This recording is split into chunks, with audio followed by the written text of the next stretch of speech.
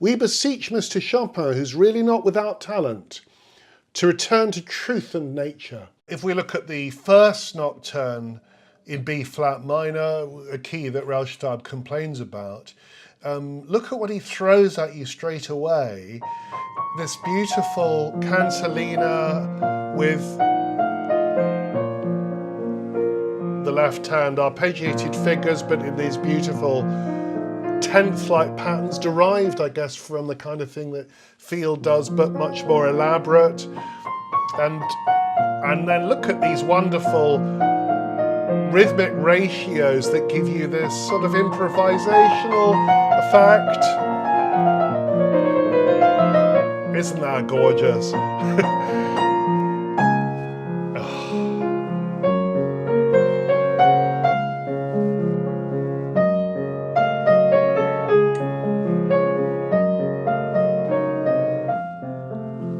Oh, fantastic. But the kind of thing that would have seemed weird and neurotic and grotesque at the time. One final thing to bring into the mix, because this is quite fun. The huge literary figure of the time, still alive when Chopin was writing these nocturnes, was Goethe, the German poet. I've got a big copy of his Italian Journey in a much later translation into English by W.H. Auden. And he says something fascinating here, and I think, I've got no evidence for this, but I have a feeling that this fascinating passage may have influenced a passage in Chopin's first nocturne. He says, he's talking about Venice. He'd gone to Venice in the 1780s, many years before this was published. And Goethe writes this: "The singer sits on the shore of an island, on the bank of a canal, or in a gondola, and sings at the top of his voice. The people here appreciate volume more than anything else.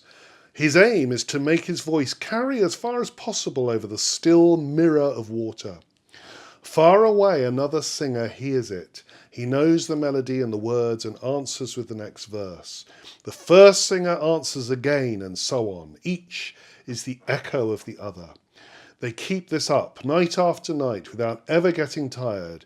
If the listener has chosen the right spot, which is halfway between them, the further apart they are, the more enchanting the singing will sound." So he's talking about women on the Lido in Venice, and he says, "It is their custom to sit on the seashore while their husbands are out sea fishing and sing these songs in penetrating tones until from far out over the sea their men reply, and in this way they converse with each other. Is this not a beautiful custom? I dare say that to someone standing close by, the sound of such voices competing with the thunder of the waves might not be very agreeable, but the motive behind such singing is so human and genuine that it makes the mere notes of the melody over which scholars have racked their brains in vain come to life. It is the cry of some lonely human being sent out into the wide world till it reaches the ears of another lonely human being who is moved to answer it."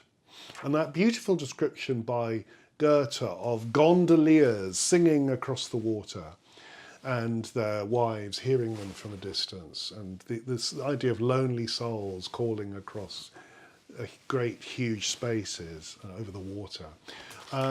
This was deeply influential on the younger romantic generation who read it. Mendelssohn, who was a friend of Goethe, had already been influenced by this description in his wonderful gondol leads that he was writing in the late 1820s when he was still a teenager, writing pieces like this.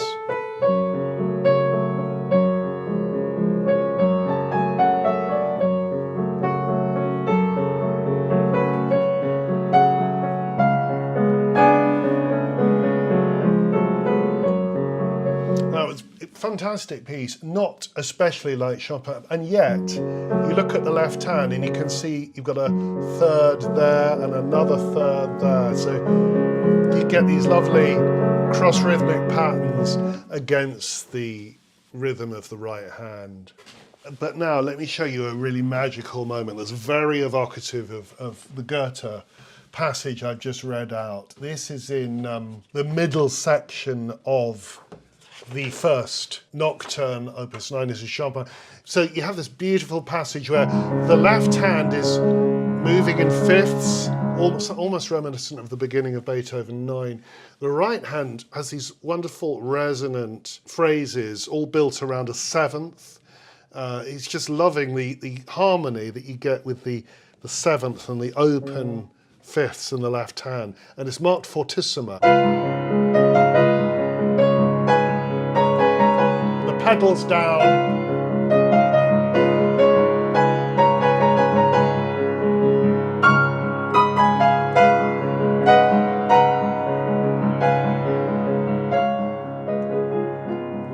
Drops to pianissimo. Now here, listen to this echo, marked pianissimo, legatissimo, like a pedals down all the time here. It's just a echo effect, as if coming across the water.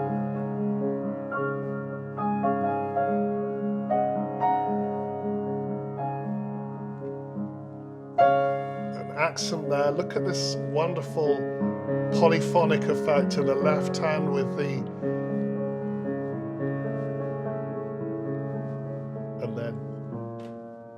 and then no one had ever done this before, where you simply recapitulate. Look at that B flat just before the melody comes in. And we've just moved from a sort of D flat. Well, what is that? That's in effect A major. But we're not really moving. We're moving from A major to B flat major. This isn't even conventional tonality. It's just a left hand moving around chromatically until it comes to B flat. It's almost like the kind of thing Eric Satie did, 80 years later. Marvelous effect. Anyway. A passage that I think might have been inspired by Goethe, that's just me conjecturing, but it feels like it. And these are wonderful, poetic pieces. Chopin's bringing a new kind of poetry into the vocabulary of piano music. It's just possible that we could venture into other nocturnes. All I've played of Chopin's is his Opus 9, the first set. Well, I haven't played much, I've just given a couple of examples, but it'd be quite fun to go into these pieces in more depth, wouldn't it? Let me know what you think. Please leave some comments. Those of you who are composers, please feel free to contribute when we do open up our piano miniatures again. Let's get some nocturnes. Let's get some new nocturnes. I wrote a nocturne not very long ago. Have a listen to this.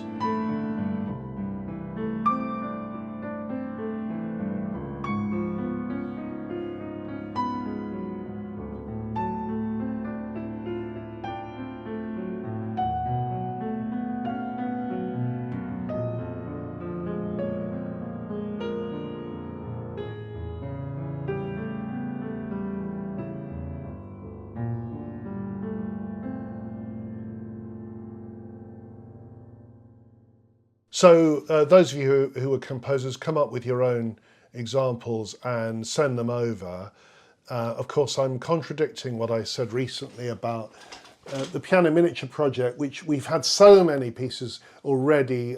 There's an enormous backlog. But have a think about nocturnes, start writing them, and then when I give the okay, which might be in a month or two, we'll get some new pieces, some nocturnes. Let's get some nocturnes coming in, and I'll try and premiere some of those on the channel. Wouldn't that be fun?